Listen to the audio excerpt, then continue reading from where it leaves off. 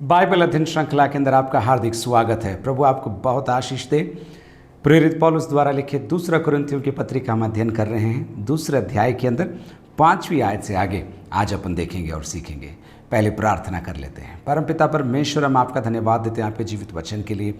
आप हमारे मध्य में मौजूद हैं प्रभु, और आपके वचन को आप हमें सिखा रहे हैं। कितना बड़ा सौभाग्य है प्रभु।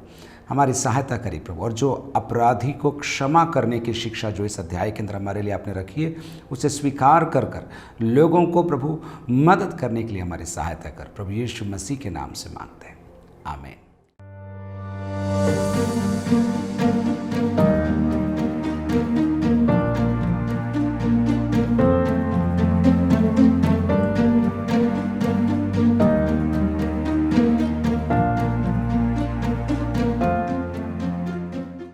चलिए, दूसरा कुरिन्थियों दूसरा अध्याय उसकी 5वीं आयत से आगे मैं आपके लिए पढ़ूंगा। यदि किसी ने उदास किया है तो मुझे ही नहीं, वरन कि उसके साथ बहुत कड़ाई न करूं, कुछ कुछ तुम सबको भी उदास किया है। पौलुस कह रहा है किसी ने मुझे उदास किया है, तो यदि बोल रहा है, लेकिन सच्चाई यह है कि कुरिन्थ के अंदर चल रही बातों को लेकर पौलुस उदास हो गया। किस कारण था, इतना स्पेसिफिकली, इतना क्लियरली हमारे लिए लिखा नहीं है, लेकिन हम इस बात का अंदाज़ा पहला कुरिन्थियों के 5वें अध्याय से लगा सकते हैं। पहला कुरिन्थियों के 5वें अध्याय में वहाँ देखिए क्या लिखा है।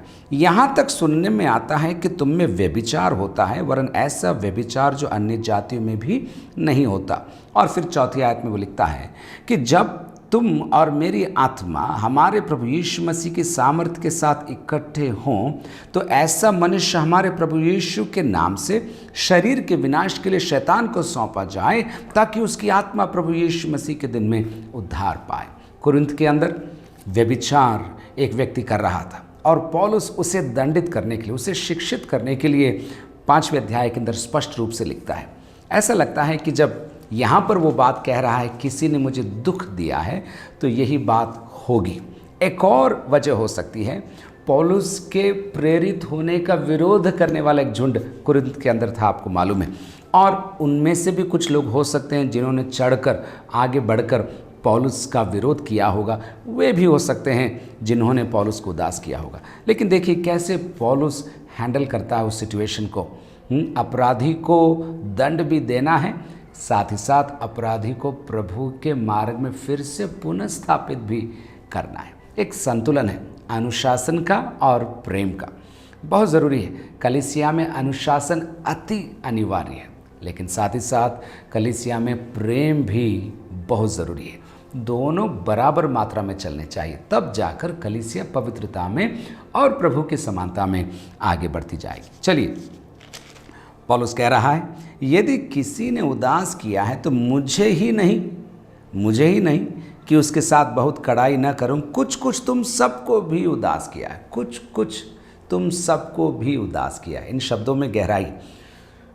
कुछ लोग ही थे शायद कुरिन्थ के अंदर जो इस बात के कारण उदास थे। बाकी लोग तो कह रहे थे कुरिन्थ शहर में हर जगह ये बात हो रही है, कौन सी बड़ी बात है, ठीक हो जाएगा, सुधर जाएगा। कुछ लोग ऐसी बात कह रहे थे, कुछ लोग कह रहे थे नहीं, गलत हुआ है, इसका हमें निवारण चाहिए, इसका जवाब हमें चाहिए। ऐसे पूछने वाले कुछ लोग थे।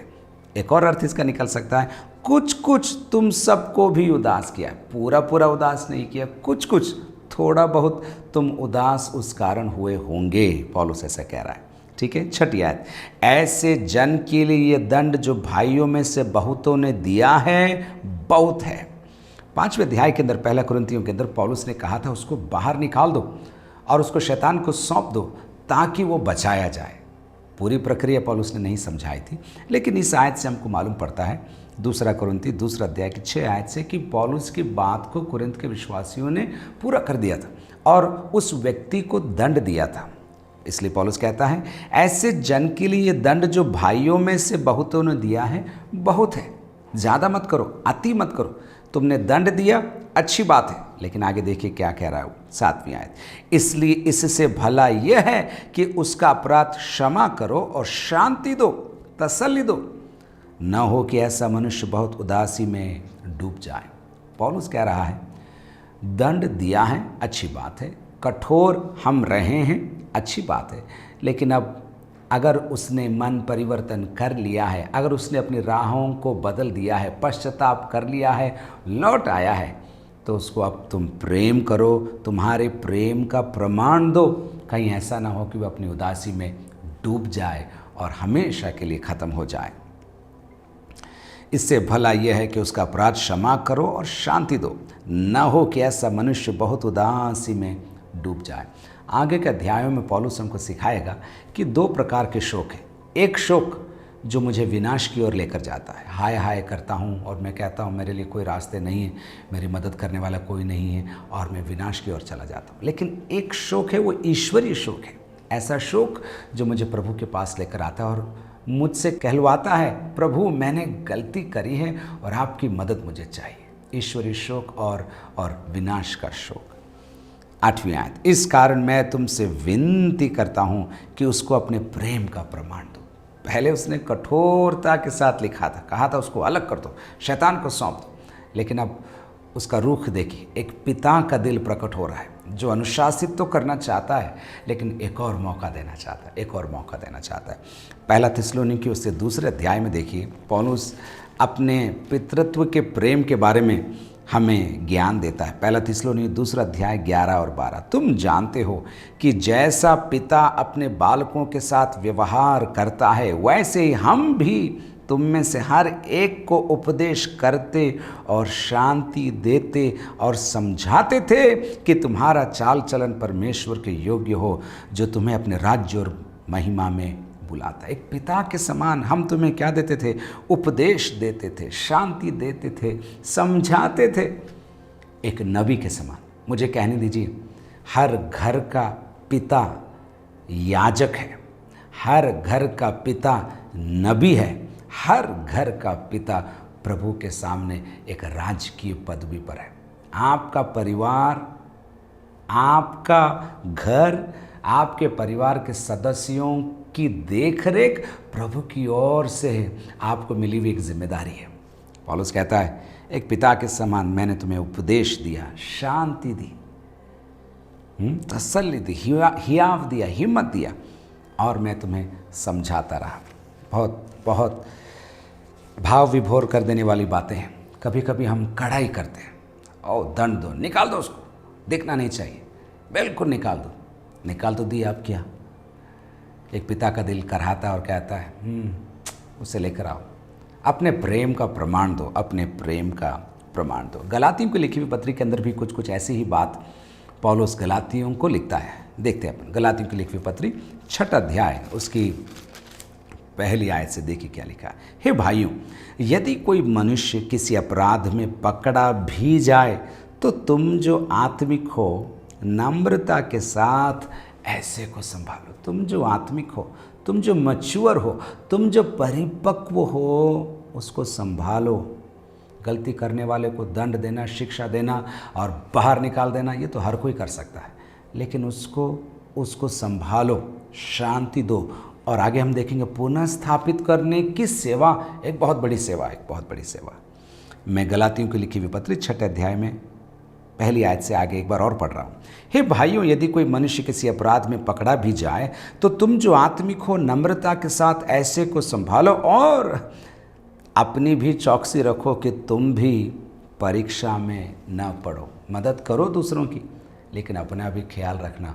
पौलुस गलातियों को कह रहा है। यहाँ लौट कर आते हैं हम 2 कुरिन्थी 2 अध्याय उसकी 8 आयत। इस कारण मैं तुमसे विनती करता हूँ कि उसको जिसने गलती की थी, अब उसने पश्चाताप कर लिया है, अपने मार्गों में उसने सुधार दिखा दिया है, उसको लेकर आओ, उसको लेकर आओ। नीति वचन के अंदर इसी से जुड़ी हुई एक आयत है जो मैं आपको देना चाहता हूँ। नीति वचन उसके 28 अध्याय की 13 आयत।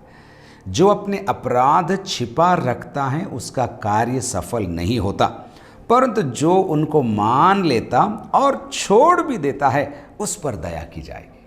अपराध करना एक बात है, उसको मान लेना दूसरी बात है, लेकिन मानकर छोड़ देना एक और ही बात है। और प्रभु कहता है जो मानकर छोड़ देता है उस पर दया की जाएगी। पौलुस कह रहा है कलीसिया से, उस व्यक्ति पर दया करो, 9वीं आयत, क्योंकि मैंने इसलिए भी लिखा था कि तुम्हें परख लूं कि तुम मेरी सब बातों के मानने के लिए तैयार हो कि नहीं। पौलुस कह रहा है मैंने तुम्हें दंड देने के लिए लिखा था और मैं ये देखना चाहता था कि तुम मेरी बात मानते हो क्या। मैं तुम्हारा आत्मिक पिता हूं और मैंने तुम्हें कुछ निर्देश दिए थे, उसको पूरा करोगे कि नहीं करोगे, ये मैं परख रहा था। और पौलुस मानो कह रहा है तुम पास हो गए, पक्का पास हो गए, मैंने लिखा तुमने कर दिया। 10वीं आयत, जिसका तुम कुछ क्षमा करते हो उससे मैं भी क्षमा करता हूँ, क्योंकि मैंने भी जो कुछ क्षमा किया है यदि किया हो तो तुम्हारे कारण मसीह की जगह में होकर क्षमा किया है। पौलुस कह रहा है तुमने क्षमा किया तो मैंने भी क्षमा किया, और अगर हमने क्षमा किया है तो हमने मसीह की जगह रहकर, हम मसीह के राजदूत हैं, हम मसीह के प्रतिनिधि हैं, और यदि हम किसी को क्षमा करते हैं तो वो सचमुच क्षमा हो जाता है। ये बात यहाँ देखने को मिल रही है, क्योंकि मैंने भी जो कुछ क्षमा किया यदि किया हो तो तुम्हारे कारण मसीह की जगह में होकर क्षमा किया है। आगे देखिए कि 11वीं आयत, कि शैतान का हम पर दाव न चले, क्योंकि हम उसकी युक्तियों से अनजान नहीं है। पौलुस लिखता है पाप किया, हमने दंड दिया, लेकिन अब प्रेम का हाथ बढ़ाओ, उसको अंदर ले लो, उसको क्षमा करो, पुनः स्थापित करो, ताकि शैतान का दांव हम पर न चले। मैं हमेशा कहता हूँ शैतान 2 बार हंसना चाहता है, एक जब वो हमको पाप करने के लिए प्रेरित करता है, और 2 जब हम पाप में पड़े रहते हैं और ग्लानि में पड़े रहते हैं और क्षमा मांगना नहीं चाहते, या हम सोचते हैं कि हम क्षमा मांगने के काबिल नहीं हैं, तब भी वो हंसता है। पौलुस लिखता है हम शैतान की युक्तियों को जानते हैं और उसका दांव हम पर न चले, इसलिए हमें उसे पुनः स्थापित करना है, उसको रिस्टोर करना है। उसने पश्चाताप कर लिया है, तुमने उसे दंड दिया, उसने मान लिया, अब उसे ले आओ और अपने प्रेम का प्रमाण उसे दो। कलीसियाई अनुशासन, कलीसियाई प्रेम, 2 अलग अलग डिपार्टमेंट नहीं हैं, दोनों साथ साथ चलने चाहिए। जहाँ अनुशासन चाहिए वहाँ पर अनुशासन होना चाहिए, जहाँ प्रेम चाहिए वहाँ पर प्रेम होना चाहिए। मैं आशा करता हूँ कि आप इस बात को समझ रहे होंगे। ओके, चलिए अब 12वीं आयत से आगे अपन देखते हैं। जब मैं मसीह का सुसमाचार सुनाने को त्रोआस आया और प्रभु ने मेरे लिए एक द्वार खोल दिया। एफेसुस से त्रोआस आया है और तीतुस और पौलुस के बीच में ये बात हुई होगी कि हम त्रोआस में मिलेंगे। देखिए, और प्रभु ने मेरे लिए एक द्वार खोल दिया। कहाँ? त्रोआस में। 13वीं आयत, तो मेरे मन में चैन न मिला। क्यों? आगे देखिए, इसलिए कि मैंने अपने भाई तीतुस को नहीं पाया। उस ज़माने में मोबाइल नहीं हुआ करते थे, लेकिन इनके बीच में संवाद हुआ होगा और ये बात हुई होगी कि हम त्रोआस में मिलेंगे और वहाँ से फिर आगे सेवा को जाएंगे। कोरिंथ में था तीतुस, वहाँ से अब जहाज़ पर चढ़कर त्रोआस आना है। एक के बाद एक जहाज़ आ रहे हैं, अनुमान लगा रहे हैं हम, एक के बाद एक जहाज़ आ रहे हैं और किसी भी जहाज़ में तीतुस नहीं है। और वहाँ पर समुद्री तूफानों के कारण एक मौसम के बाद जहाज़ की यात्रा बंद कर दी जाती थी और आखिरी जहाज़ भी आ गया होगा त्रोआस में, और उसमें भी जब तीतुस नहीं मिला तो पौलुस बेचैन हो गया।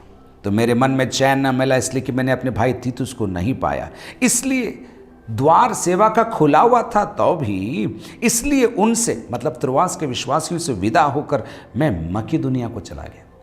जहाज में तीतुस नहीं आया, पौलुस को मालूम पड़ गया आखिरी जहाज में वो नहीं था, इसका मतलब वो पैदल ही आएगा। मैं जाता हूँ और मैं उसे मकीदुनिया में मिलूंगा। मैं त्रोआस में रुक नहीं सकता, सेवकाई का द्वार खुल गया है तो अभी मुझे आगे जाना पड़ेगा। ये सारे वृतांत हमको प्रेरितों के काम 20वें अध्याय के अंदर भी मिलते हैं कि किस प्रकार पौलुस त्रोआस से होता हुआ पैदल चलकर मकीदुनिया पर आगे पहुंचेगा। और 7वें अध्याय में, इसी पत्री के 7वें अध्याय की 5वीं आयत में भी इसके बारे में हमको वर्णन मिलता है। खैर आगे चलते हैं। 14वीं आयत, परंतु परमेश्वर का धन्यवाद हो जो मसीह में सदा हमको जय के उत्सव में लिए फिरता है। ये आयत बहुत खूबसूरत आयत है, लेकिन इसका अर्थ जैसा अक्सर हम समझते हैं वैसा नहीं है। पढ़ते ही आपको लगेगा धन्यवाद हो जो मसीह में सदा हमको जय के उत्सव में लिए फिरता है। जय का उत्सव क्या है ये? जब रोम के जनरल्स या सेना अध्यक्ष उनके शत्रुओं को हराकर फिर से रोम में आते थे तो वे एक विजय जुलूस निकालते थे और विजय जुलूस के अंदर वे अध्यक्ष आगे खड़े रहते थे और जितने गुलाम वे लोग पकड़ कर लाए थे उनमें से चुन चुन के इस परेड में उनको शामिल किया जाता था। उनके हाथ पैर पर बेड़ियाँ बांधी जाती थी और ये सेनाध्यक्ष आगे, पीछे जुलूस, विजय जुलूस, और आखिरी में कौन होते थे? वे बंदी, चुने हुए बंदी जो दुश्मन देश से लाए गए थे गुलाम बनाकर, और इस परेड में उनको ले जाते थे सबके सामने। परेड के पश्चात अगर राजा का मूड हुआ तो उनको वध कर दिया जाता था सबके सामने, विजय स्तंभ के रूप में या विजय के पताके के रूप में बंदियों को वध किया जाता था। ये था विजय जुलूस, ट्रायम्फेंट प्रोसेशन। अब देखिए पौलुस क्या कह रहा है, परमेश्वर का धन्यवाद हो जो मसीह में सदा हमको जय के उत्सव में लिए फिरता है। परमेश्वर का जय उत्सव है, यीशु मसीह उसके अंदर मानो सेनाध्यक्ष के रूप में है, और पौलुस कहता है हम उसके अंदर उसके बंदी बनकर इस यात्रा में हम चलते हैं, इस यात्रा में हम चलते हैं। दूसरा कुरिन्थी 4:10 में क्या लिखा है देखिए, दूसरा कुरिन्थी 4:10 में, हम यीशु की मृत्यु को अपनी देह में हर समय लिए फिरते हैं कि यीशु का जीवन भी हमारी देह में प्रकट हो। पौलुस कह रहा है हम इस विजय यात्रा में तो हैं, लेकिन सेनाध्यक्ष वाली गाड़ी में नहीं है, सेनाध्यक्ष के रथ में नहीं है, हम पीछे हैं। हमें मसीह ने मानो जीत लिया है और हमें अपना बना लिया है, और अब हम उसकी इच्छा को पूरा करने के लिए इस जुलूस के अंदर चल रहे हैं और यीशु की मृत्यु को हमारे शरीर में लिए फिरते हैं। कुरिन्थियों के अंदर पौलुस बार बार कुरिन्थ के विश्वासियों को याद दिलाएगा कि बल, शक्ति, धन बल, अभिमान के कारण नहीं, परंतु नम्रता, खाली करने के द्वारा, सब कुछ प्रभु के हाथ में छोड़ने के द्वारा, निर्बलता में परमेश्वर की सामर्थ्य साबित होगी। यीशु मसीह का उदाहरण लेते हुए पौलुस हमें सिखाएगा कि यीशु क्रूसित हुआ, मारा गया, गाड़ा गया, फिर उसके पश्चात वो जी उठा। केवल वो जी उठा मसीह नहीं है, लेकिन उसे इस प्रक्रिया में से होकर गुजरना पड़ा। पौलुस सिखाएगा हम भी इस प्रक्रिया से होकर गुजर रहे हैं, यीशु की मृत्यु को हमारे देह के अंदर लेकर चल रहे हैं। परंतु परमेश्वर का धन्यवाद हो, इसमें भी पौलुस धन्यवाद दे रहा है, क्योंकि उसे मालूम है, आगे कहेगा कि इसके द्वारा हम कुछ लोगों के लिए जीवन की सुगंध, कुछ लोगों के लिए मृत्यु की गंध हम बनेंगे। ये जो उदाहरण पौलुस हमारे लिए यहाँ पर पेश करता है, ये विजय जुलूस की ही बात को आगे बढ़ाता है। जब ये जुलूस जाया करता था तो इनके लिए सड़क के किनारे धूप जलाया जाता था, खुशबूदार धूप जलाया जाता था। जो जिंदा रहेंगे, जो जीत कर आए हैं, उनके लिए ये खुशबू क्या है? जीवित रहने की खुशबू है। लेकिन जो वध होने के लिए लेकर जा रहे हैं, उनके लिए क्या हो रहा है? ये मृत्यु की गंध है।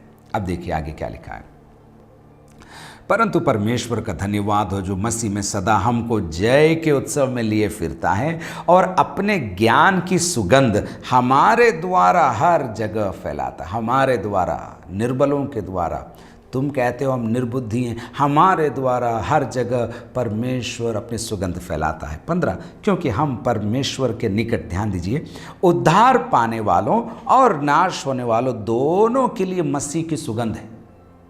उद्धार पाने वाले और नाश होने वाले दोनों के लिए मसीह की सुगंध है। देखिए, कुछ के लिए तो मरने के निमित्त मृत्यु की गंध, वो जुलूस, वो परेड याद करिए, चारों तरफ धूप जल रहा है। कुछ के लिए मृत्यु की गंध और कितनों के लिए जीवन के निमित्त जीवन की सुगंध। गंध वही है, लेकिन उसका अर्थ क्या निकल रहा है? जो वध होने जा रहा है उसके लिए मृत्यु की गंध है, जो जय पाने जा रहा है या जो इनाम लेने जा रहा है उसके लिए जीवन की सुगंध है। भला इन बातों के योग्य कौन है? पौलुस कह रहा है हम इसके योग्य नहीं हैं, लेकिन प्रभु हमारे द्वारा ये गंध फैलाता है, कुछ के लिए जीवन का गंध, कुछ के लिए मृत्यु का गंध। 17, क्योंकि हम उन बहुतों के समान नहीं जो परमेश्वर के वचन में मिलावट करते हैं। अब पौलुस फिर से अन्य जो अपने आप को प्रेरित कहते थे, उनसे तुलना करते हुए कहता है, हम उन बहुतों के समान नहीं जो परमेश्वर के वचन में मिलावट करते हैं, परंतु मन की सच्चाई से और परमेश्वर की ओर से। देखिए, मन की सच्चाई से और परमेश्वर की ओर से। एक और बात, परमेश्वर को उपस्थित जानकर मसीह में बोलते हैं। पौलुस की सेवकाई देखिए कैसे करता है वो, मन की सच्चाई से, परमेश्वर की ओर से, परमेश्वर को उपस्थित जानकर मसीह में बोलते हैं। अगर आप एक वर्शिप लीडर हैं, अगर आप बाइबल स्टडी चलाते हैं, अगर आप घर के अंदर अपने बच्चों को संभालते हैं, ऑफिस में हैं, डॉक्टर हैं, नर्स हैं, इंजीनियर हैं, एरोप्लेन चलाने वाले हैं, आपके लिए भी ऐसा कहा जाना चाहिए, मन की सच्चाई से, परमेश्वर की ओर से, परमेश्वर को उपस्थित जानकर मसीह में बोलते हैं। पौलुस कह रहा है, ये मेरी गवाही है, मेरी प्रार्थना है, ये मेरी गवाही होनी चाहिए। मन की सच्चाई से, परमेश्वर की ओर से, परमेश्वर को उपस्थित जानकर मसीह में बोलते हैं। जब हम ऐसा करेंगे तो बुराई से बचे रहेंगे, सांसारिकता से बचे रहेंगे, शारीरिक अभिलाषा से बचे रहेंगे और सबसे बढ़कर प्रभु को प्रसन्न करने वाले बनेंगे। मेरी प्रार्थना यह है कि मैं और आप ऐसी ही गवाही देते रहें। प्रभु आपको बहुत आशीष दे।